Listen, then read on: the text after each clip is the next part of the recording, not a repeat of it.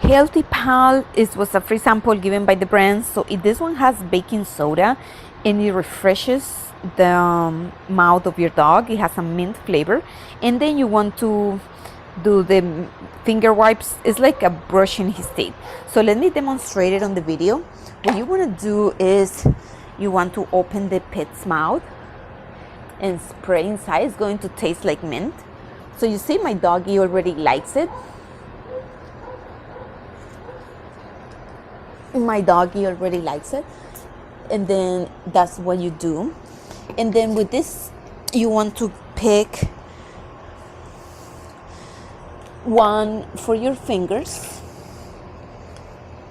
like this one. I'm just wearing. And then with this, you want to brush his teeth, like I'm doing it right here. You brush it, you clean it, and then you don't throw it in the toilet, you just throw it in the garbage. It's one per use. You see, brushing is like brushing his teeth. And if you want, you can always finish with the mint flavor, so your dog is completely clean and completely sanitized. Okay, thank you for watching my video.